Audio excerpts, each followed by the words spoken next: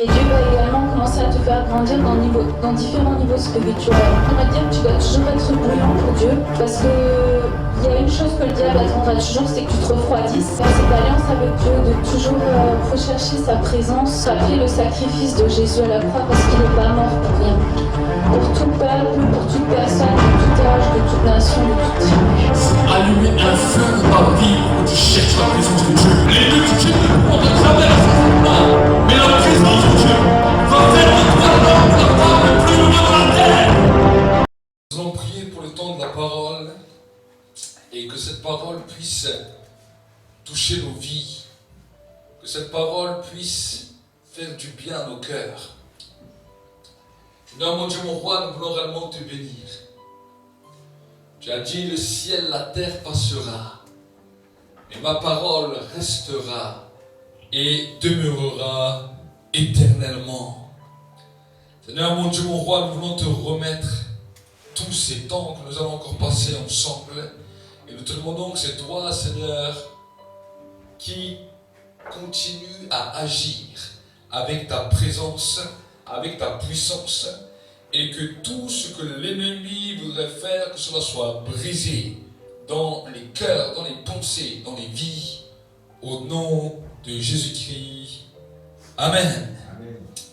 Amen. Nous allons ouvrir notre Bible dans le livre de l'Ecclésiaste.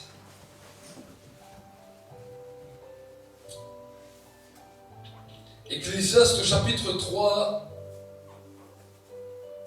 et au verset 1er. La Bible nous dira la chose suivante. Il y a un moment pour tout, un temps pour toute chose sous le soleil, un temps pour enfanter, un temps pour mourir, un temps pour planter et un temps pour arracher le plant, un temps pour tuer et un temps pour guérir, un temps pour démolir et un temps pour bâtir, un temps pour pleurer et un temps pour rire, un temps pour se lamenter et un temps pour danser, un temps pour jeter les pierres et un temps pour ramasser les pierres, un temps pour éteindre et un temps pour s'éloigner de l'étreindre, un temps pour chercher et un temps pour perdre, un temps pour garder et un temps pour jeter, un temps pour déchirer et un temps pour recoudre, un temps pour se taire et un temps pour parler, un temps pour aimer et un temps pour haïr, un temps de guerre et un temps de paix. Que reste-t-il à celui qui travaille de la peine qu'il prend? J'ai vu le souci que Dieu donne aux humains comme moyen d'humiliation. Tout ce qu'il fait est beau en son temps, et même il a mis dans le cœur de l'homme la pensée de l'éternité, bien que l'homme ne puisse pas saisir l'œuvre que Dieu a faite du commencement jusqu'à la fin. J'ai reconnu qu'il n'y a rien de bon pour lui, sinon de se réjouir et de faire ce qui est bon pendant sa vie. Et aussi pour tout homme, manger, boire et voir ce qui est bon au milieu de son travail est un don de Dieu. Je reconnais que tout ce que Dieu fait dure à toujours, et il n'y a rien à y ajouter, rien à y retrancher. Dieu agit ainsi, afin qu'on ait de la crainte en sa présence. Ce qui a déjà existé et ce qui existe est déjà là. Dieu ramène ce qui a disparu. Voilà encore ce que j'ai vu sous le soleil. À la place du droit, là est la méchanceté. À la place de la justice, là est la méchanceté. Et j'ai dit en mon cœur, Dieu jugera le juste et le méchant, car il y a un temps pour toute chose et un jugement sur toute œuvre. Amen. Amen. Ecclésiaste était passé par une partie de sa vie où il a commencé à regarder. Vous savez, la Bible nous dit que c'était l'homme le plus sage de la terre. de son temps, il n'y avait personne de plus sage que l'Ecclésiaste, qui était d'autre que Salomon. Et la Bible nous dit qu'il a parlé des proverbes. Les proverbes sont une chose extraordinaire. Mais quand il est passé par un temps de difficulté, un temps de réflexion, un temps qu'il ne comprenait pas dans sa vie, voici la Bible nous dit qu'il a écrit le livre qu'on appelle le livre de l'Ecclésiaste, où le roi Salomon a commencé à regarder tout ce qui était sur cette terre, et malgré toute la sagesse qu'il avait, malgré tout ce qu'il a pu faire, il a réalisé que, en finalité, tout ce que l'homme fait sur la vie est éphémère. Éphémère, ce qui veut dire ne dure qu'un temps, ne dure qu'un moment. Et c'est là où nous devons comprendre que dans ce temps et dans ce moment, nous devons comprendre que Dieu agit aussi dans un temps, dans un moment, dans une saison, dans un timing bien déterminé et bien défini. Amen. Dieu est quelqu'un qui bouge parce que Dieu ne fait pas toujours la même chose. Dieu bouge et Dieu change. Et ce qu'il attend de nous en tant qu'enfants de Dieu, c'est pas que nous puissions rester sur la pensée de ce que Dieu a fait hier, sur la pensée de ce que Dieu a fait avant-hier, mais sur la nouveauté que Dieu est en train de faire, parce que tout ne dure qu'un moment. C'est Dieu qui a créé cette loi sur terre. Dieu a créé une loi sur terre pour définir les temps et les saisons. Et nous pouvons voir que même la création que Dieu a créée, toute chose ne dure qu'un temps, toute chose ne dure qu'un moment. Nous pouvons voir que même quand le paysan va prendre le temps de planter, va prendre le temps de retourner la terre, va prendre le temps de semer, alors le temps de semence va durer un moment. Mais à un moment donné, vient le temps de récolte. Et le temps de récolte aussi aura son moment. Et le temps de finalité, et le temps d'un recommencement. Tout ce que Dieu fait ne dure qu'un temps. Amen. Amen. Amen. Et pourquoi nous devons comprendre cela? Parce que le problème de l'homme, c'est que l'homme des fois reste bloqué sur un timing. C'est ça le problème de l'homme, c'est ça le problème de l'humanité. C'est ça le problème qu'a enfanté le péché. L'enfantement du péché a fait que l'homme reste bloqué. Des fois, nous pouvons passer par des moments de difficulté, des moments de problèmes dans la vie, des moments que nous ne comprenons pas forcément. Mais j'aimerais te dire que même si tu passes par un moment difficile, même si tu passes par un temps que tu ne comprends pas, ça ne dure qu'un temps. Amen.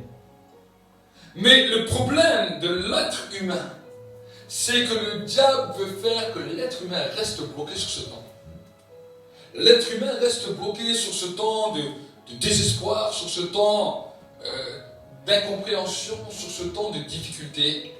Et bien que la vie a continué, bien que même des fois le problème est déjà parti depuis longtemps, les gens sont restés sur ce problème et c'est ça qui leur pose un problème dans leur vie. Et aujourd'hui, c'est pour cela que le Saint-Esprit voudrait nous amener à une réflexion. Que Dieu est celui qui a créé les situations et les circonstances. Dieu est celui qui crée toutes choses pour que nous puissions vivre un temps. Un temps dans lequel nous pouvons découvrir également des émotions que des fois nous ne connaissons pas. Peut-être nous allons dire, mais à quoi ça a servi peut-être de pleurer? À quoi ça a servi peut-être de verser des larmes? À quoi ça a servi d'avoir connu des moments de découragement? Des fois on peut se poser la question. On dit on marche avec le Seigneur. La Bible nous dit que Dieu fait toutes choses belles en son temps. Et des fois nous pouvons passer par des situations difficiles qui créent en nous, qui génèrent en nous des émotions que nous ne comprenons pas. Et on peut se poser la question, mais qu'est-ce qu'il y a de beau à pouvoir pleurer? Qu'est-ce qu'il y a de beau à avoir connu un temps de raisonnement, de détresse, un temps où notre cœur commence à trembler et à chercher un secours? On peut se poser la question en tant qu'être humain. Qu'est-ce qu'il y a de bon à cela? Aujourd'hui, j'aimerais te dire pourquoi Dieu permet ces choses Et qu'est-ce qu'il y a de bon dans toute chose que Dieu fait? Vous savez, notre cœur, le cœur de l'homme a un attachement, a un mérite, a un retour de ce que nous a fait. C'est comme ça que l'homme fonctionne. Tant que l'homme n'a pas eu quelque chose dans lequel il a reçu un avantage, le cœur de l'homme n'attache pas. Ben oui. Tu peux voir des milliers de patrons dans la rue. Si ce patron ne te fait pas un contrat et ne te signe pas quelque chose qui est à ton avantage, jamais ton cœur va s'attacher. Parce que l'être humain est comme ça. Tu peux voir des centaines de milliers de personnes dans la rue. Tant qu'il n'y a pas eu quelque chose qui a touché ton cœur, tu ne peux pas t'attacher à ces personnes. Et Dieu le sait. Et dans les situations des fois d'affliction, dans les situations de découragement, Dieu sait que si tu lui demandes, non seulement il va intervenir, mais dans cette situation difficile que je ne comprenais pas, il va savoir que son intervention va faire que ton cœur va s'attacher réellement à Dieu. Regardez, la vie nous apprend que nous étions tous condamnés. Nous étions tous destinés à aller en enfer. Qu'est-ce qui a fait qu'aujourd'hui, nous pouvons venir devant Dieu et lui rendre une adoration? Nous lui rendons une adoration parce qu'il nous a donné un cadeau et il nous a sauvés de la perdition éternelle. Sans ce cadeau, sans cette grâce, peut-être ni toi ni moi nous serions ici en train d'adorer Dieu. Amen. Jamais. Les hommes sur la terre, quand Dieu les a créés, Dieu ne leur avait rien demandé. Il les a créés. Dieu attendait bien sûr une adoration, mais il attendait une adoration volontaire de l'homme. Mais nous voyons que déjà le premier homme et la première femme ont désobéi à Dieu. Et que de cette désobéissance, la mort est venue, les problèmes sont venus, la maladie est venue. Ils ont été éjectés du jardin d'Éden. Mais malheureusement, très peu d'hommes ont commencé à chercher Dieu. Quelques-uns ont cherché Dieu, mais nous pouvons voir que très peu, même dans le peuple de Dieu, même dans les enfants d'Israël, qui était un peuple choisi à cause des pères, et qui ensuite, après Jacob, est devenu un peuple très nombreux. Malgré cela, le grand nombre, la majorité d'entre eux, ne voulaient pas adorer réellement Dieu. On peut voir dans tout l'Ancien Testament les difficultés que Dieu avait pour recevoir une adoration. C'était terrible. C'était terrible. L'être humain a toujours besoin. Alors bien sûr, quand Dieu leur accomplissait un prodige, le peuple adorait. Mais dès que le peuple repassait par des difficultés, des problèmes, le peuple oubliait des fois Dieu et le peuple faisait ce qui lui semblait bon. Le cœur de l'homme est mauvais. Et le cœur de l'homme n'a pas changé. Aujourd'hui encore, le cœur de l'homme entre dans ces mêmes principes. Et les situations dans lesquelles nous passons sont là pour nous rapprocher de Dieu. Sont là pour nous rapprocher de Dieu. Ce que Dieu attend, c'est que nous puissions même vivre une vie sans connaître peut-être ses difficultés, et que nous puissions le chercher malgré tout et dépendre de lui. C'est ce qu'on appelle la volonté parfaite de Dieu, dans lequel Dieu lui-même nous conduit dans le sentier et dans lequel l'acceptation de nos cœurs sont là à 100%. C'est ça le problème de bon nombre d'hommes, de bon nombre de femmes. Vous savez, après un temps de pleurs, il y a un temps de rire. Après un temps d'encouragement, il y a un temps d'espoir. Regardez ce qu'il nous dira. Un temps pour se lamenter et un temps pour danser. Alors, j'aimerais te dire, ne sois pas un croyant incomplet. Il y a des croyants qui ont connu le temps de se lamenter, mais qui ont fait le temps de la lamentation toute une vie. Toute une vie. Mais la Bible nous dit que s'il y a eu un temps de lamentation, il y a aussi un temps pour danser. Il y a des personnes qui font de leur temps de pleurs toute une vie. Toute une vie, ils pleurent, toute une vie, ils se lamentent, toute une vie, ils se découragent. Mais jamais ils n'entrent, ils ne laissent entrer le Saint-Esprit pour amener un changement. Quand tu as un temps de lamentation, arrête-toi un instant et dis Seigneur, voilà, le temps où je me suis lamenté, le temps où j'ai pleuré sur mon sort a passé. Maintenant, je veux vivre le temps de la joie, le temps des danses. La Bible dit un temps pour tuer et un temps pour guérir. Un temps pour tuer et un temps pour guérir. On ne parle pas de tuer physiquement, mais des fois, il y a des moments où nous sommes tués intérieurement.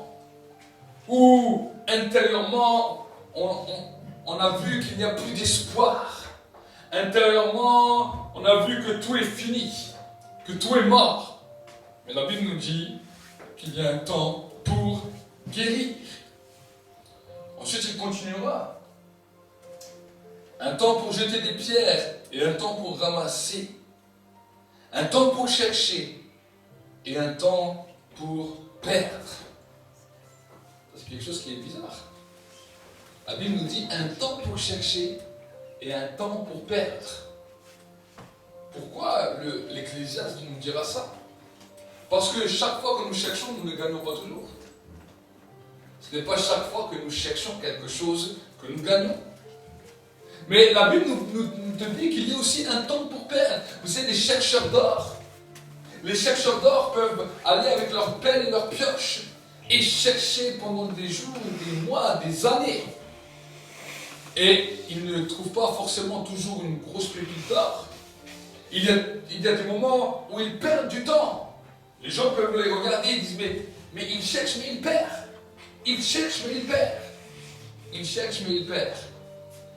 Mais le chercheur sait que ce n'est pas la perte que les gens voient et qui est importante, mais que demain il peut tomber sur la seule pépite qui peut lui changer toute sa vie. Amen.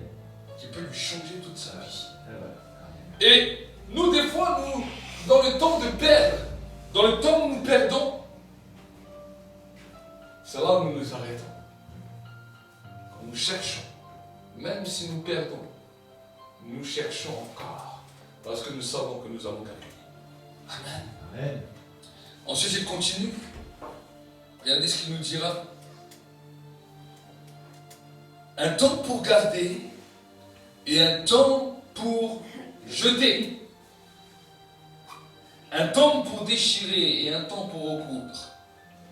Un temps pour se taire et un temps pour parler. Un temps pour aimer et un temps pour haïr.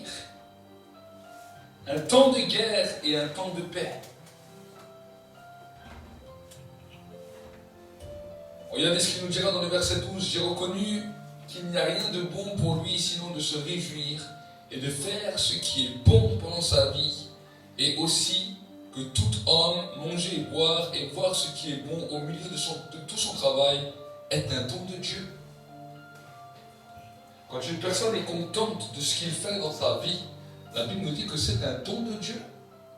Ce n'est pas quelque chose qui est inné dans l'être humain, c'est un don que Dieu donne à l'homme de pouvoir se réjouir sur terre.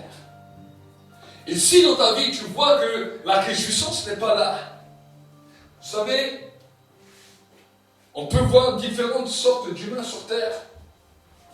Et j'ai réalisé des fois qu'il y a des humains qui ne sont jamais heureux. Peu importe leur situation, peu importe ce qu'ils ont, ils ne sont jamais heureux. Ils ne se sentent jamais bien. Alors, j'aimerais t'encourager dans la prière à dire Seigneur, donne-moi le don pour pouvoir être heureux sur la terre. Donne-moi le don de pouvoir me réjouir sur la terre avec ce que tu me donnes. C'est un don de Dieu. De la même manière que le don de prophétie, que le don de parole de connaissance, ça c'est un don qui n'est pas pour les autres, mais qui est pour toi. On appelle cela un don que Dieu donne à un être humain. Et tant que nous n'avons pas ce don-là dans notre propre vie, on peut faire tout le reste des choses de la terre, ça va être difficile, parce que l'être humain n'est pas heureux par nature. Alors bien sûr, quand nous recevons le Seigneur, nous sommes heureux parce que nous sommes sauvés. Nous sommes heureux parce que nos péchés sont pardonnés. Oui, c'est bien. Mais sur terre, quelle est notre position sur terre? Est-ce que nous sommes des hommes qui sont heureux d'être sur terre? Est-ce que nous sommes des hommes qui sommes heureux de vivre? Ou est-ce que nous sommes simplement des hommes qui avons reçu le salut, mais qui sur terre, la vie sur terre, est un désastre? Parce qu'à l'intérieur de nous, c'est déjà chaotique. Nous n'arrivons pas à nous réjouir des choses simples de la vie. Nous n'arrivons pas à nous réjouir des choses que Dieu nous donne. Nous n'arrivons même pas à nous réjouir des choses que nous faisons. Et comme nous sommes dans cette position, nous avons un devoir de pouvoir dire à Dieu, Seigneur, non, sur la terre, sur la vie, je ne suis pas heureux. Je suis heureux parce que tu m'as sauvé. Je suis heureux parce que tu m'as racheté. Mais dans cette terre, je ne suis pas heureux. Donc j'ai besoin d'un don. D'un don que tu donnes par le Saint-Esprit, qui va faire de ma vie un arbre de paix, qui va faire de ma vie une vie heureuse et joyeuse sur la terre. Et quand nous commençons à recevoir ce don de Dieu, c'est à nous de garder cela. C'est à nous de garder cela. Tout ça, c'est les dons qui sont pour notre propre vie. Il y a des dons qui sont pour les autres, mais ce don-là est pour notre vie. Et quand nous recevons ce don-là dans notre vie, alors, la vie n'est plus un problème.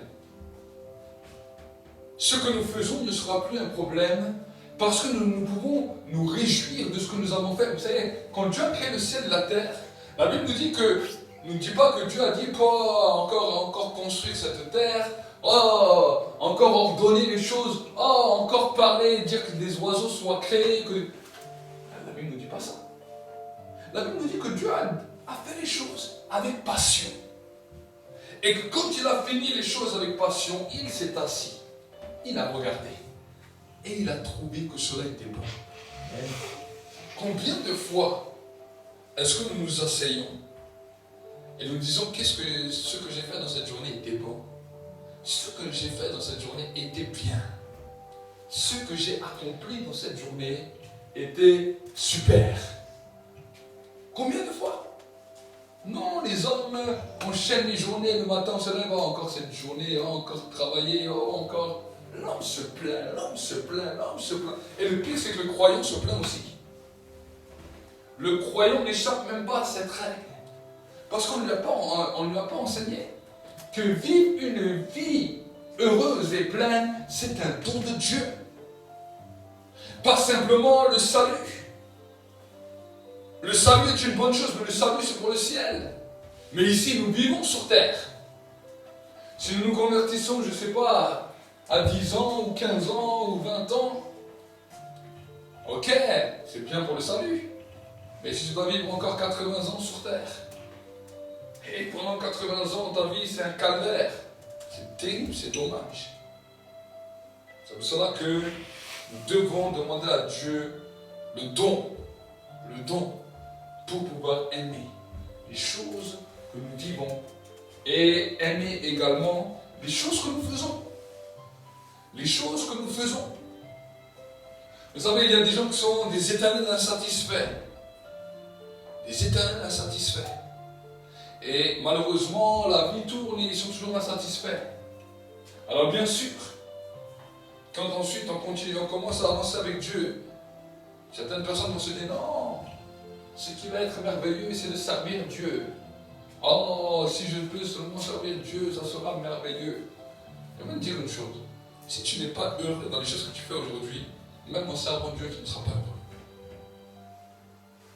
Pourquoi? Parce que cela ne dépend pas du service que tu donnes, cela dépend de l'attitude avec laquelle tu fais les choses. Amen. Si dans les choses de ta vie, tu ne sais pas te réjouir de ce que tu fais, ce sera difficile pour toi de te réjouir si tu fais l'œuvre même de Dieu. Amen. Parce que ça te posera toujours un problème. Pas à cause de ce que tu fais, mais à cause de ce qui est en toi. Et ce qui est en toi n'est pas forcément un démon. C'est simplement la nature même de l'homme qui est comme ça. Et Dieu veut changer cette nature en donnant un don, mais un don qui se demande. L'Ecclésiaste l'a vu, et il a compris cela. Vous savez, c'est les choses qui se passent aujourd'hui, à un moment il dirait, il n'y a rien de nouveau sous le soleil. Ce qui s'est passé hier se passe encore aujourd'hui, malgré la technologie, malgré tout ce que nous pouvons vivre. La paix, ce n'est pas une atmosphère. Vous savez, durant le temps après la Deuxième Guerre mondiale, en Europe, les gens croyaient que la paix était due à une atmosphère. Un moyen de pouvoir être aisé, de pouvoir avoir de l'argent. Les gens commençaient à travailler, les gens commençaient à avoir de l'argent. Et pourtant, les gens n'étaient pas satisfaits. Alors les gens ont dit, mais si nous avons des maisons plus grandes, nous serons plus heureux. Ils ont fait des maisons plus grandes. Et après est venu le ton de la voiture. Ah, si nous aurons une voiture, nous serons heureux. Toujours pas plus heureux. Après, ils ont compris, non, si on donne une retraite à des personnes, ils seront heureux. Ils ont donné la retraite, ils ne sont toujours pas plus heureux. Après, les avions ont commencé à être commercialisés en grand nombre. Si les gens voyagent, ils vont être heureux. Combien de voyages j'ai eu ces 30 dernières années à travers le monde? Les gens n'étaient pas plus heureux. Et la vie battait son plein, battait son plein, battait son plein. Les gens n'étaient pas heureux. Aujourd'hui, je ne suis pas étonné, les gens se pleurent, les gens se lamentent, les gens ne sont pas heureux. Mais j'aimerais vous dire, il y a 30 ans, quand j'étais un petit garçon, j'entendais les adultes, ils n'étaient pas heureux, ils se plaignaient. Ils se plaignaient. Ils étaient découragés. Ils étaient désespérés. On ne parlait pas de Covid. Mais pourtant, ils étaient découragés. J'ai vu des croyants découragés, désespérés. Ils peuvent chanter à l'église, mais leur cœur découragé. Pourquoi? Parce que avoir la joie et pouvoir se réjouir des choses que tu fais est un don de Dieu. Et on a oublié de le rappeler aux hommes, de demander à Dieu ce don. De pouvoir regarder sur la réalité de la vie et de dire c'est vrai. J'ai eu le salut, je suis content pour le salut. Mais dans ma vie, je n'arrive pas à me réjouir de ce que je fais. Je n'arrive pas à me réjouir des choses simples de la vie. Je n'arrive pas à me réjouir d'une journée. De la journée. Nous sommes là à nous plaindre. Mais les jours passent. 365 jours par an. Dans la plainte et dans le découragement. Sans s'arrêter. Et dire, je vais te dire que cette journée est pas. Autant nous le faisons machinalement. Quand tu vois une personne, tu lui souhaites une bonne journée. Tu dis bonjour, bonsoir. Il y avait des thèmes que ceux qui nous ont précédés savaient que c'était des thèmes qui pouvaient déterminer la vie d'une personne. Nous, on les a gardés comme termes de courtoisie ou termes de politesse. Quand nous voyons quelqu'un, nous lui souhaitons une bonne journée. Mais quand les gens me disent ça, je dis toujours, bien sûr, j'espère que ma journée soit bonne. Et le soir, quand tu rentres chez toi, tu as eu 10 bonjours, 10 personnes qui t'ont dit bonjour. Tu rentres chez toi et tu continues à te plaindre. Dieu a envoyé 10 personnes pour te parler et tu n'as pas entendu ce qu'il t'a dit. Dieu a envoyé 10 personnes, 15, 20. Des fois, nous pouvons en avoir plus. C'est pour ça que je me plais à dire bonjour chaque fois que je vais quelque part. Parce que chaque personne qui me dit bonjour, je dis, ah, il me rappelle ce que je dois entendre. Amen. La journée doit être bonne. Amen. Amen. Et quand nous commençons à comprendre cela, faites une fois les cesses, pendant déjà une semaine, tous les soirs. Vous dites, Seigneur, je veux regarder ma journée, je veux dire qu'elle était bonne. Arrête de te plaindre. Arrête de te plaindre. Vous savez, c'est la plainte qui ramène plus de problèmes. La plainte attire les problèmes. Le découragement attire les problèmes. C'est ça. Si nous comprenons ces principes-là, nous ne serons pas alertés des choses. Je peux vous dire, quand j'ai commencé à découvrir ça, je parlais au travail, je parlais de n'importe où, même des travaux les plus durs. Je ne me casse plus la tête. Je sais que c'est une bonne journée. Je sais que c'est une bonne journée. Et souvent, les gens qui venaient travailler avec moi me le disaient. En camion, souvent, des fois, j'ai des ouvriers qui viennent avec moi et me disent, mais avec toi, on dirait que la journée est différente. On dirait que quelque chose de différent, et là, on n'a même pas l'impression qu'on travaille. Ben oui. Il y a une personne qui m'a dit un jour, en faisant ce que tu aimes faire, tu ne travailleras pas un jour de ta vie. Ben oui. Et pourtant, nous avons tous des tâches. Journalièrement, nous avons des tâches. Mais si tu aimes faire ce que tu fais, si tu commences à prendre le plaisir à ce que tu fais, tu ne travailleras jamais un jour de ta vie. Parce que ce que tu feras n'est pas une charge. Quand on parle de travail, on parle de charge, on parle de labeur, on parle de quelque chose qui est difficile. Mais ça devient une chose difficile chaque fois qu'on néglige le temps. Et vous savez, alors peut-être vous allez me dire, oui, mais si on fait vraiment des choses difficiles, je connais les travaux difficiles. Je suis passé des fois par ça, même des fois très dur, où vous portez, vous marchez. Ah oui.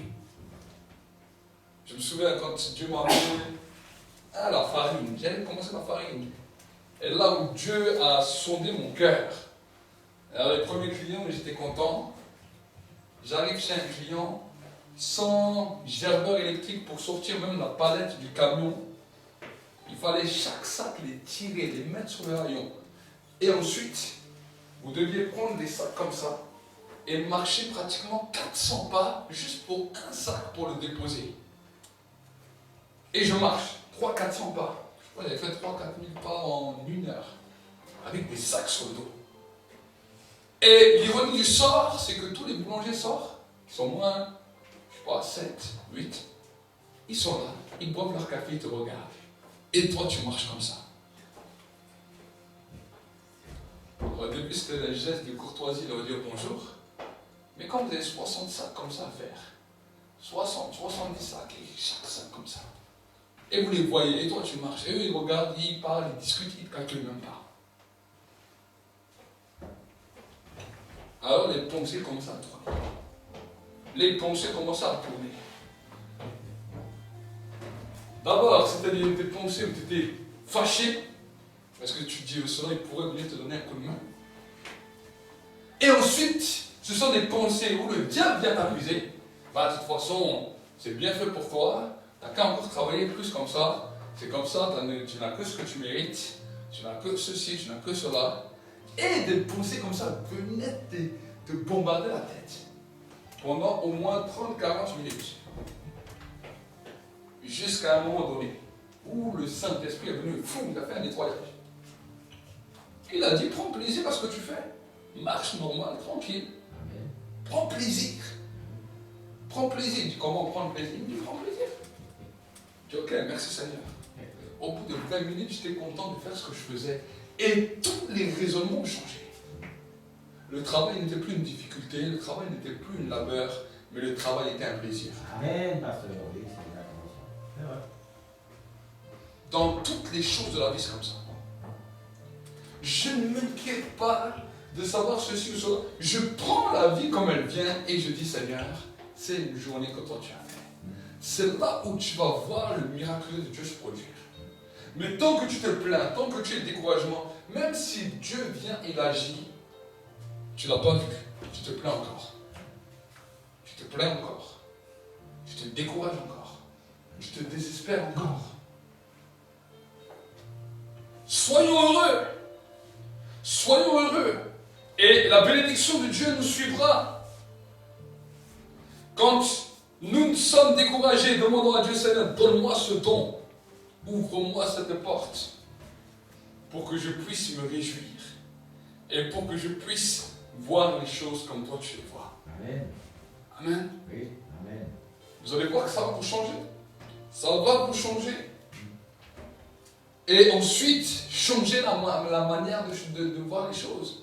Changer la manière de parler. Vous savez, on a une manière de parler tellement négative. Tellement négatif. Tellement négatif. Ça fait du mal à nous-mêmes, mais ça décourage les autres. Bien souvent, nous faisons fuir les personnes par nos discours. Vous savez, les gens sont déjà découragés, les gens sont déjà désespérés. Mais si toi tu en rajoutes une couche, ces gens ne vont pas vouloir aimer et parler avec toi. Parce qu'ils ne vont pas trouver une solution à leur problème, mais ils vont voir un deuxième problème. Ils vont voir un deuxième problème. Regardez ce qu'il nous dira. Dans le verset 18, il nous dira la chose suivante. J'ai dit en mon cœur au sujet des humains que Dieu allait les éprouver, alors ils verront eux-mêmes qu'ils ne sont que des bêtes. Car le sort des humains et le sort des bêtes ne sont pas différents. L'un meurt comme l'autre. Ils ont tous... J'ai perdu mon... Voilà. Ils ont toutes... voilà. Car tout est vanité, tout va dans un même lieu, tout provient de la poussière et tout retourne à la poussière. Qui connaît le souffle des humains, lequel monte en haut, et le souffle des bêtes, lequel descend en bas vers la terre. Et j'ai vu qu'il n'y a rien de mieux pour l'homme que de se réjouir de ses œuvres. C'est là sa part. En effet, qui le ramènera pour voir ce qui arrivera après lui? C'est ça qui m'a touché. Regardez ce qu'il nous dira. Et j'ai vu qu'il n'y a rien de mieux pour l'homme que de se réjouir de ses œuvres. Réjouis-toi de tes œuvres. Change ta vie. Quelle est la manière que tu vas montrer aux hommes, au monde, que tu ne vis pas comme les gens du monde? C'est la manière dont tu vas te réjouir de tes œuvres. Et j'ai fait cela, je suis content. J'ai fait cela, je suis content. J'ai fait cela, je suis content. Vous savez, quand les enfants font quelque chose quand ils sont petits, il va te le répéter 10 fois. Tu vois ce que j'ai fait, tu as vu ce que j'ai fait. Waouh, tu as vu ce que j'ai fait. Même toi, tu as été bon, ça, moi, tu m'as dit déjà. Mais il va être content de l'œuvre qu'il a faite. Il va être content de l'œuvre qu'il a faite. Mais nous, des fois, nous faisons tellement de choses. Et encore même, si quelqu'un vient nous féliciter, on ne veut même pas la félicitation, on fuit. Dans le christianisme, ça devient pire. Oh non, non, non, non, non, c'est Dieu qui donne la gloire. Oh, je ne prendrai pas ma gloire pour Dieu. Ah, non. Un pasteur, un jour, j'ai entendu un pasteur prêcher, il a dit une chose très classe. Il a dit, vous savez, avec le ministère, beaucoup de gens venaient me féliciter, beaucoup de gens venaient me dire ça et ça et ça et ça. Et au début, il faisait comme ça. Il disait, oh non, mais c'est Dieu. Oh. Et un jour, il va dans la présence de Dieu. Et Dieu lui dit, mais ce que tu fais est mal. Il dit, comment? Oui, les gens viennent te féliciter, les gens viennent te dire ça et ça. Et toi, tu rejettes tout cela. Et l'homme de Dieu dit, ah bon, mais c'est mal ce que j'ai fait. Le Seigneur a dit, oui, c'est mal. Et il dit à Dieu, mais alors qu'est-ce que je dois faire quand les gens viennent me dire comme ça? Je ne vais pas te prendre la gloire. Et le Seigneur lui a dit, non, ce n'est pas une question de prendre la gloire. Mais prends ce qu'il te donne et apporte-le-moi. Accepte ce que les gens te donnent et apporte-le-moi. Et il expliquait que c'est comme ça qu'il ramenait la gloire à Dieu. Les gens venaient lui donner la gloire, lui donner les félicitations. Ensuite, il allait dans la présence de Dieu et dit, tu vois Seigneur, tout ce qu'on a donné pour moi, c'est pour toi que ça vient. Amen. C'est pour toi que ça vient. Et ça change les mentalités, ça change les raisonnements. Parce qu'il y a des choses que tu fais dans ta vie, il y a des choses que tu fais, mais jamais tu te réjouis de cela. Et quand les autres viennent te féliciter, jamais tu acceptes.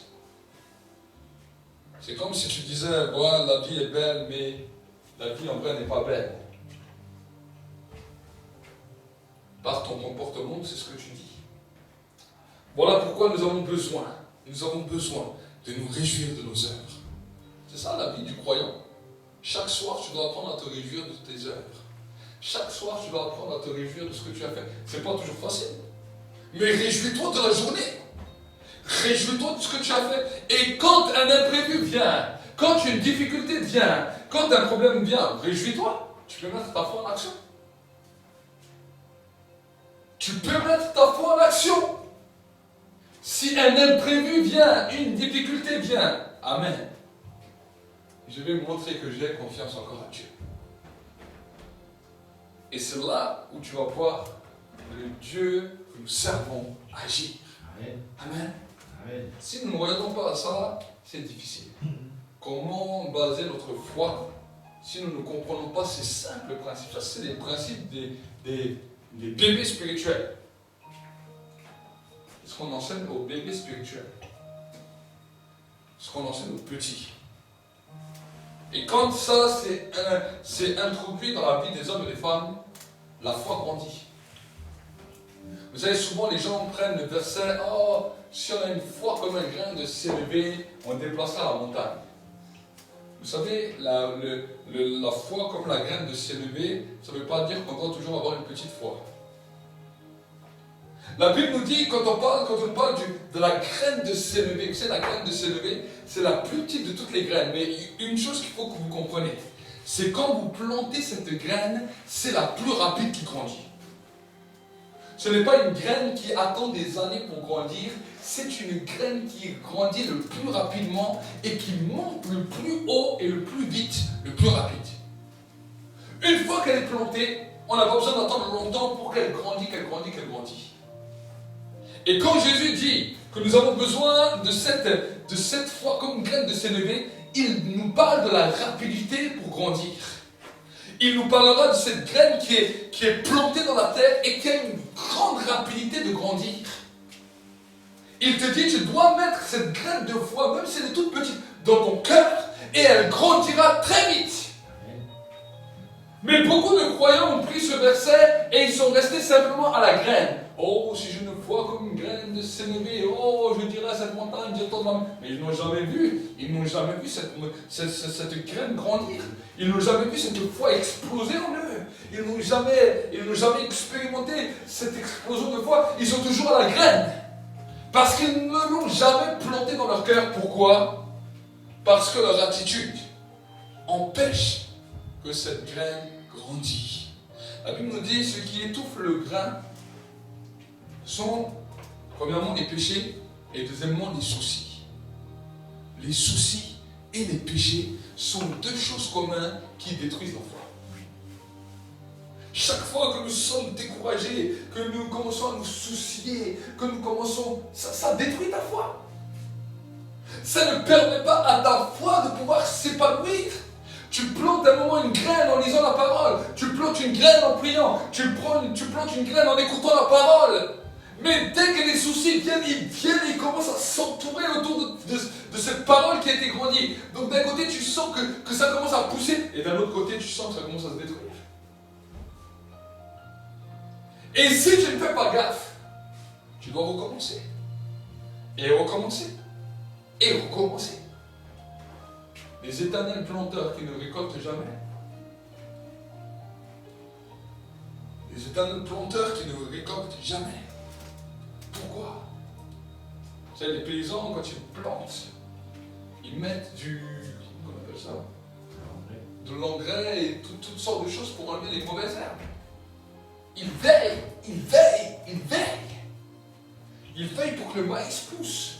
Ils veillent pour que les choses poussent. Le croyant ne fait pas attention. Alors si on a réussi à enlever le péché, c'est bien. Mais les soucis, les tracas, les découragements, les mal-être. Le mal-être est quelque chose de terrible. Qu'est-ce que c'est un mal-être? Tu n'es pas heureux d'être là. Tu n'es pas heureux de vivre. Tu n'es pas heureux de vivre, de faire ce que tu fais. Certains m'ont déjà dit, ah, vivement le ciel. le ciel. Mais si Dieu a décidé que tu as encore 40 ans sur la terre, c'est terrible pour toi. Le ciel, nous pouvons le vivre sur la terre, pas de problème. Tu dois commencer à te réjouir de tes œuvres. Certains me diront, ah, si je vois Dieu agir, oh, je serai heureux. Ah bon? Dieu agit tous les jours. Et pourtant, tu n'es pas heureux. Dieu agit tous les jours. Et pourtant, tu n'es pas heureux. Le simple fait que tu ouvres les yeux le matin, que tu as le souffle de la vie, Dieu a déjà agi. Mais oui, Dieu a déjà agi. Et pourtant, tu n'es pas heureux. Vous savez, des fois, dans certaines religions, qui ne connaissent pas le vrai Dieu, ils ont acquis ce genre de discipline. Plus que les chrétiens. C'est pour ça que quand la gloire, quand l'Esprit descend sur un peuple comme ça, ou sur une nation pareille, qui ont eu ce genre de mentalité, la gloire descend directement. Parce qu'ils n'ont pas ce problème de soucis et de tracas. Mais oui, beaucoup de peuples en Afrique avaient déjà cette mentalité, travaillaient sur cela, avant même déjà de connaître le vrai Dieu. Quand la gloire est descendue, ils ont expérimenté quelque chose de glorieux encore plus. Mais ici, on nous a présenté notre christianisme avec nos soucis. Et les gens ont commencé leur vie chrétienne, leur vie de l'esprit avec leurs soucis, avec leurs problèmes, avec leur mal-être. Et le christianisme a commencé à demeurer simplement une religion. Parce qu'on a renié tout ce qui faisait la puissance et on a gardé simplement la forme extérieure. C'est ça le problème aujourd'hui, dans notre 21e siècle, dans beaucoup de pays d'Europe. Et on se pose la question. Alors on a commencé à travailler sur simplement le raisonnement de la tête. Oh, si on connaît mieux les Écritures, ça sera encore mieux. Ah, il y en a qui connaissent très bien les Écritures.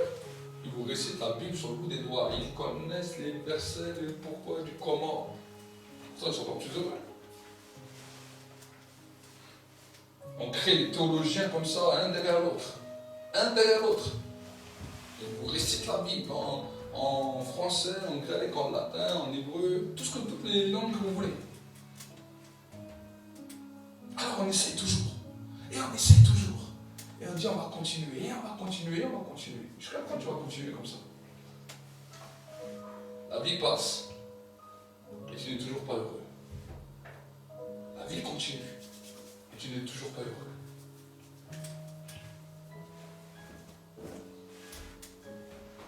Il y a des vieux qui ne sont pas heureux. Calmons-nous. Combien de temps continuons? Ou à un moment donné, on doit se lever. Et on dit, Seigneur, je veux que ma vie soit une vie de joie. Je veux que le matin que je me lève, je suis content de ce que je vais accomplir. Le soir, quand je rentre, je regarde, je dis, c'est bien ce que j'ai accompli. C'est bien. C'est bien. C'est une bonne journée. Si la journée était moins bonne, bon, c'est bien. J'ai accompli des choses, tout n'était pas super, mais c'est quand même bien. Et s'il n'y a rien qui n'allait, c'est quand même bien. Super, un peu de problème, ça mouvemente la journée, ça met du piment, ça met de l'épice. On ne dit pas que c'est facile. On ne dit pas que c'est facile. Mais ça doit être une attitude, un raisonnement qui va changer votre vie. Amen. Amen. Un raisonnement qui va changer votre vie. Nous ne savons pas combien de temps nous sommes sur terre. Jésus peut revenir demain. Jésus peut revenir ce soir. Il peut revenir ce soir, il peut revenir demain. Mais si avant qu'il arrive, ce n'était qu'une plainte, ce n'était qu'un découragement, qu'un désespoir, serons-nous disposés à entendre le son de l'archange? C'est ça la question qu'il faut se poser. le son de la dernière trompette sera entendu par ceux qui sont prêts. Ceux qui sont prêts. Si nous ne sommes pas prêts à entendre, pas disposés, quand on parle de prêt, on parle de disposer. On parle d'attitude. Eh oui. Des fois, nous sommes là, mais nous ne sommes pas disposés. La disposition du cœur. Je trouve que non, voilà, tout est au clair dans ma vie. Je sais que je suis prêt à entendre. Je sais que je suis prêt à entendre. Comment pouvons-nous savoir si tout est clair dans nos vies? Regardons ce qui nous anime.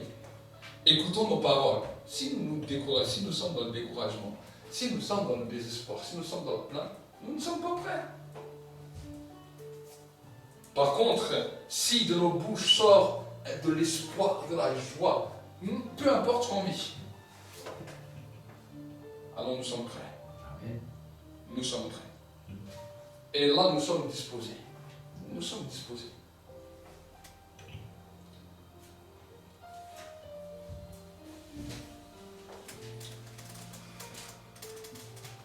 Regardez, nous allons continuer pour continuer à voir. Dans le verset 7, Ecclésiaste chapitre 7 et verset 1er. L'Ecclésiaste nous dira cela, la bonne renommée vaut mieux que l'huile parfumée.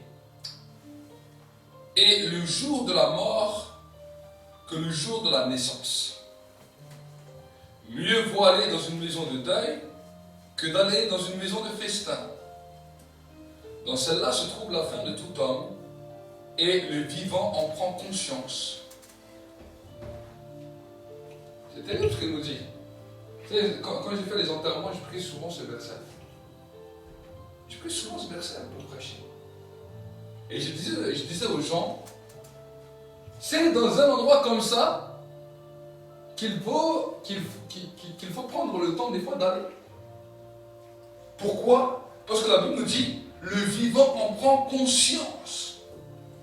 Il te dira, vaut mieux aller dans une maison de deuil que d'aller dans une maison de festin. Dans celle-là se trouve la fin de tout homme, et le vivant en prend conscience. Imaginez, c'est un homme sage qui parle. Un homme qui était le plus sage de la terre, qui pouvait aller dans tous les mariages, dans tous les festins qu'il pouvait, et il est allé dans beaucoup de festins, dans beaucoup de mariages. Mais pourtant, cet homme prenait plaisir à aller dans les maisons de deuil, dans les maisons où il y avait un enterrement. Pourquoi? Le mort ne se plaint plus. Le mort pour lui, c'est fini. Mais il disait, le vivant prend conscience. Il prend conscience de quoi? Il prend conscience de la grâce et de la chance qu'il a d'être sur terre. Dans un mariage, on n'en prend pas forcément conscience. On voit tout le monde qui vient habillé les plus beaux les uns que les autres. On voit les voitures qu'ils ont, les biens qu'ils ont. Et il y a une comparaison. Oh, je voudrais aussi comme cela, et pourquoi pas comme cela? Il y a de l'envie, il y a toutes sortes de choses qui viennent. Mais dans la maison de deuil, dans la maison où il y a un enterrement, ce n'est pas de la même manière que les gens viennent. Ils m'ont dit, mais il avait encore peut-être le temps de faire ça, il n'a pas pu le faire. Il avait le temps de faire ça, il ne l'a pas fait. Moi, je suis encore vivant. J'ai encore la capacité de le faire. S'il aurait su que c'était son dernier jour, est-ce qu'il se serait plaint de la même manière? Est-ce qu'il se serait découragé de la même manière? Mais non. Nous sommes des êtres humains qui sommes encore sur terre, nous sommes vivants. Et pourtant, bon nombre des êtres humains sur terre vivent comme des morts. Même pire que les morts, parce que les morts ne s'inquiètent plus de rien. Ils ne s'inquiètent plus de rien. Mais sur terre, beaucoup d'êtres humains, ils vivent pire que des morts. Et le pire, c'est que ceux qui sont appelés vivants à cause de l'Esprit de Dieu, vivent des fois de la même manière. C'est ça qui est le pire. Amen. Donc c'est pour cela nous devons comprendre les choses et grandir. Et grandir. Aujourd'hui, le but de ce message, c'est pour que tu puisses grandir. Amen. Il y a des moments où c'est les paroles vont nous propulser, mais il y a des moments où nous devons avoir une réflexion. Une réflexion intérieure qui va nous permettre de dire non, je veux voir un changement. Je veux voir un changement. Le changement, ce n'est pas l'endroit, l'environnement là où tu es. Le changement, c'est dans les cœurs. L'environnement où nous sommes, peu importe. Un pasteur un jour a dit, des gens en prison, être libre, et des gens qui sont dans la rue, être emprisonnés. Et c'est vrai. Un des hommes qui a impacté le christianisme dans notre siècle, qui a fait des ouvrages de livres énormes dans lesquels des milliers de personnes étaient bénies. Watchman Nee, un homme qui était prisonnier pendant 10 ans. 10 ans, il était en prison. Et pendant 10 ans, en prison, il a amené la liberté dans des milliers et des millions de personnes à travers le monde, à travers des livres qu'il a écrits. Un des autres hommes qui était en prison et qui pourtant a été une bénédiction pour le monde, l'apôtre Paul. Toutes les lettres qu'il a écrites, vous lisez dans la Bible, sont des lettres qu'il a écrites en prison. Il était en prison. Amener de ville en ville pour amener à être jugé devant César. Et pourtant, malgré cela, il encourageait, il avait une autre façon de voir les choses. Jésus venait le visiter même en prison. Il a eu la révélation. Jésus est venu le voir en personne, en chair, en prison. On voit un autre homme, l'apôtre Jean, sur l'île de Patmos. Un environnement terrible, prisonnier sur une île, avec les yeux crevés. On voulait l'ébouillanter, ils n'ont pas réussi. Ils ont essayé, mais il n'est pas mort ébouillanté. Ils ont dit on va le laisser mourir comme un chien sur une île. L'environnement n'a pas changé. Il a eu toute la révélation de l'Apocalypse. Toute la révélation de l'Apocalypse. C'est pour cela que si vous regardez seulement votre environnement, ce n'est pas l'environnement qui doit changer, c'est votre cœur qui doit changer. C'est l'atmosphère du cœur. L'environnement, même si vous êtes sur l'île paradisiaque, je vous mets sur l'île paradisiaque, on va bien vous donner 3 repas par jour, servis sur un plateau. Que vous ne faites rien. Si vous n'êtes pas bien ici, vous ne serez pas bien là-bas. Quand vous allez vous plaindre, il fait trop chaud. Ah, les fruits ne sont pas bons. Ah, et je pense à mes tartes flambées que j'attends en Alsace. Et je pense à ceci, à cela. Oui, l'être humain est comme ça. Ça, c'est l'être humain. Ça, c'est l'être humain. Mais tu ne te réjouis pas. Regardez, des fois, les gens les plus riches, les gens les plus ingrats, ils veulent tout et ils ne sont pas satisfaits. Ils veulent tout et ils ne sont pas satisfaits. Donc c'est pour ça que c'est à nous maintenant de comprendre les choses et d'amener un changement dans notre cœur. Amen. Regardez ce qu'il nous dira encore. Et ça, j'aimerais vraiment que tu le graves dans ton esprit. Ecclésiaste, chapitre 7, verset 9. Regardez ce qu'il nous dira. Ne te presse pas d'être mécontent dans ton esprit, car le mécontentement repose dans le sein des insensés. Ne dis pas d'où bien que les jours d'autrefois étaient meilleurs que ceux-ci, car ta question ne proviendrait pas de la sagesse. La sagesse vaut mieux qu'un héritage, et même davantage pour ceux qui voient le soleil. Car à l'ombre de la sagesse, on est comme à l'ombre de l'argent. L'avantage de la connaissance, c'est que la sagesse fait vivre ceux qui la possèdent. Regarde l'œuvre de Dieu, qui pourra redresser ce qu'il a courbé. Au jour du bonheur, jouis du bonheur et au jour du malheur, réfléchis. Dieu a exactement fait l'un comme l'autre, de telle sorte que l'homme ne découvre rien de son avenir. C'est important ce qu'il nous dit. Il nous dit de ne pas nous presser à être mécontents dans notre esprit. Parce que le mécontentement repose dans le sein des insensés. La sagesse est quelque chose de bien plus glorieuse, de bien plus réel que le mécontentement. La Bible nous dira même que le commencement de la sagesse, c'est la crainte de l'Éternel. Souvent, on peut se poser la question, mais comment la sagesse peut-elle venir? Demande à Dieu ce don. Jacques nous dira que celui qui manque de sagesse la demande à Dieu, mais qu'il la demande avec foi. Parce que celui qui doute est comme les vagues de la mer.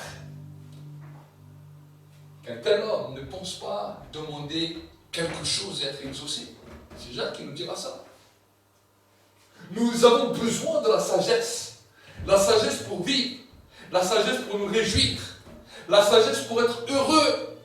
Heureux de ce qu'on a. Heureux de ce que Dieu nous donne.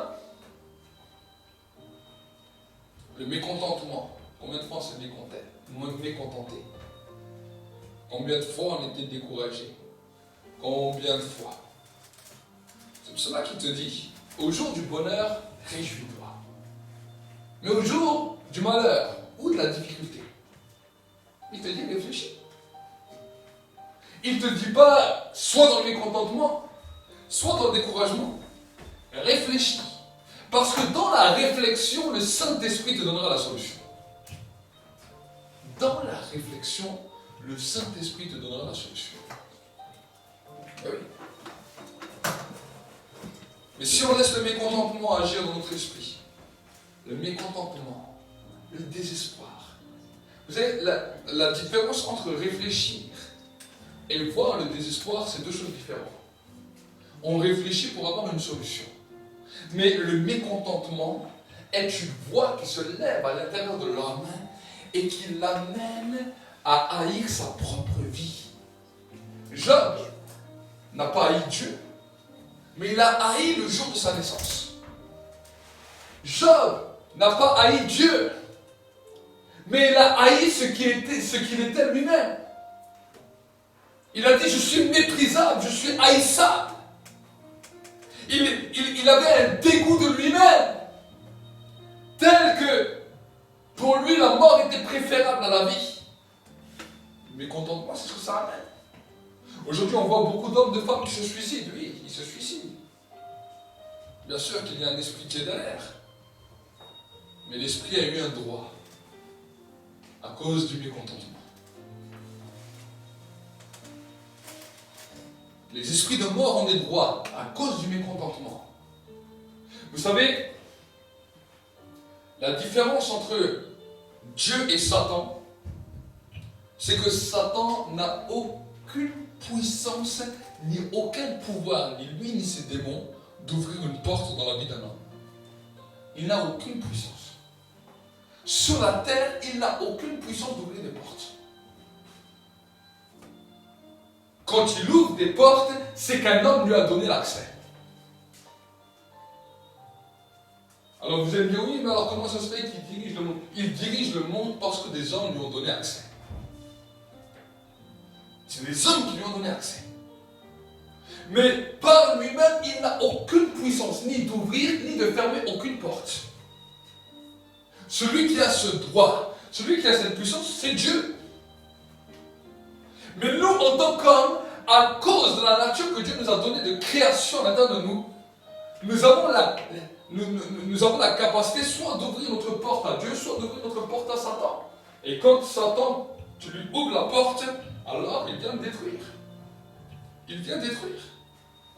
Mais celui qui ouvre les portes et qui ferme les portes, c'est Dieu. Dieu ouvre les portes et Dieu ferme les portes. Regardez, il dira, je suis à la porte des cœurs et je frappe. Si quelqu'un entend ma voix, ouvre la porte, j'entrerai chez lui. Jésus dira, je suis la porte. Je suis la porte. La dimension de porte est quelque chose de réel dans le monde spirituel.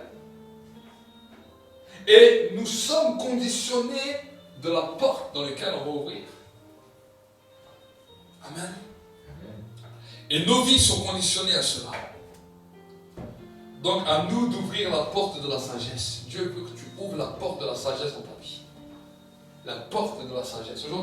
Aujourd'hui, ce que nous voyons ensemble, c'est la porte de la sagesse. Ce qu'on appelle la porte de l'excellence. La porte de l'excellence.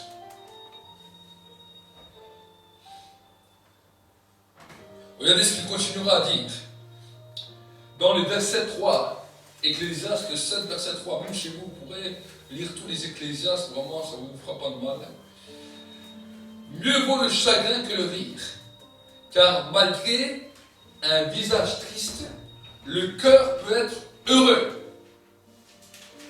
Le cœur des sages est dans la maison de deuil, et le cœur des insensés est dans la maison de joie.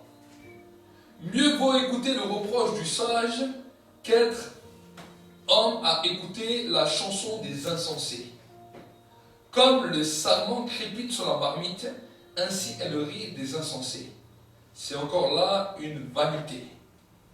L'oppression affole les sages et les cadeaux font perdre le sens. Mieux vaut l'aboutissement d'une affaire que son commencement. Mieux vaut un esprit patient qu'un esprit hautain. Là, il parle de l'esprit de l'homme, il parle de la dimension de l'esprit de l'homme. Et ensuite, il te dira ce que nous avons vu avant, ne te presse pas d'être mécontent dans ton esprit, car le mécontentement repose dans le sein des insensés. Donc voilà. Voilà le tableau de route que vous avez pour être heureux sur la terre. Amen. Apprendre à prendre plaisir aux choses que vous faites et demander à Dieu ce don de Dieu pour pouvoir être heureux et pour pouvoir avancer dans votre vie. Nous allons prier ensemble et j'aimerais vraiment t'encourager à demander à Dieu ce don. C'est un don. C'est un don que Dieu donne. C'est un don que Dieu communique. L'homme naturel n'est pas équipé de cela. Quand nous nous convertissons, nous recevons le salut. Nous pouvons expérimenter des dons spirituels, c'est bien. Et si tu utilises les dons spirituels, mais que tu n'as pas ce don-là, ta vie peut être un calvaire. Ta vie peut être un désespoir. Ta vie peut ne plus avancer. Ta vie peut ne plus avoir de goût. Il y a des gens, leur vie n'a plus de goût. N'a plus de goût. Elle n'a plus de saveur. Alors que ce matin, ta vie peut changer. Demande à Dieu ce don. Demande à Dieu cette capacité. Si tu vivais dans cette dimension, si c'était la dimension de ta vie, alors maintenant, reconnais-le devant Dieu. Comme le péché qui détruisait la foi, qui t'empêchait d'avoir une foi véritable et que cette foi puisse grandir en toi. Le souci, la peur, le tracas, c'est la même chose. Seulement ça a pris une autre envergure dans ta vie. Mais ça a fait le même résultat. Chaque fois que la foi veut se lever, ça te coupe, ça t'arrête. Et tu dois chaque fois replanter une nouvelle graine de foi. Et chaque fois ce que tu as planté est détruit. Cette foi ne peut jamais grandir. Cette foi ne peut jamais t'amener à accomplir les exploits. Cette foi ne peut jamais se développer comme elle devrait se développer. Et au bout d'un moment, cela crée une frustration. Une frustration. Et j'aimerais te dire que c'est simplement à cause du mécontentement. C'est seulement à cause du mécontentement. C'est seulement à cause du souci que cela t'amène dans cette situation. Alors, humilions-nous pendant un instant. Seigneur, mon Dieu, mon roi, nous voulons nous humilier encore devant toi. Et nous ne voulons pas vivre une vie qui respire le mécontentement. Mais nous voulons aujourd'hui vivre une vie qui nous réjouit. Une vie dans laquelle nous pouvons être heureux des œuvres que nous accomplissons chaque jour. Une vie dans laquelle, Seigneur mon Dieu, mon roi, nous sommes déterminés à grandir avec toi. Seigneur mon Dieu, mon roi, aujourd'hui c'est un temps de changement. Un temps de transformation. Un temps où tu mets des bases dans la vie des hommes et des femmes. Un temps où tu ramènes un changement. Seigneur mon Dieu, mon roi, ce qui vaut de la peine dans cette terre, c'est d'avoir la sagesse. D'avoir la sagesse. Et de pouvoir grandir et être sage. Parce que c'est là que nous allons craindre ton nom. Le commencement de la sagesse, dira ta parole, c'est la crainte de l'Éternel. Seigneur mon Dieu, mon roi, comment pouvons-nous te craindre en étant mécontents? Comment pouvons-nous te craindre en rejetant la vie dans laquelle tu nous as donnée? Comment pouvons-nous te craindre si nous méprisons cette vie et nous la critiquons à longueur de journée? Des hommes, Seigneur, qui étaient dignes du salut, ont été emprisonnés, ont été tués à cause de leur foi. Mais malgré cela, ils demeuraient dans la joie. Ils demeuraient dans la paix. Ils demeuraient dans le bonheur. D'autres ne sont peut-être pas morts de cette manière, mais ils ont craint ton nom en étant heureux. Enoch était un homme qui a marché 300 ans avec toi. Le mécontentement n'existait pas dans sa bouche. Mais il a été enlevé. Élie était un homme qui a marché avec toi. Et il a été enlevé. Seigneur mon Dieu, mon roi, le peuple, les enfants d'Israël dans le désert ont murmuré. Et plusieurs d'entre eux en sont morts. Le mécontentement les a tués. Nous prions que maintenant, Seigneur, nous prions que cette mentalité qui habitait dans l'homme soit changée aujourd'hui. Et qu'à partir d'aujourd'hui, nous puissions nous réjouir de nos œuvres. Nous puissions nous réjouir de ce que nous faisons. Nous puissions prendre plaisir là où tu nous envoies. Pour la gloire de Dieu le Père, nous te bénissons, te rendons grâce. Au nom de Jésus-Christ. Amen. Et amen, et amen. Acclame pour le Seigneur. La parole de Dieu. Et Dieu va également commencer à te faire grandir dans différents niveaux spirituels.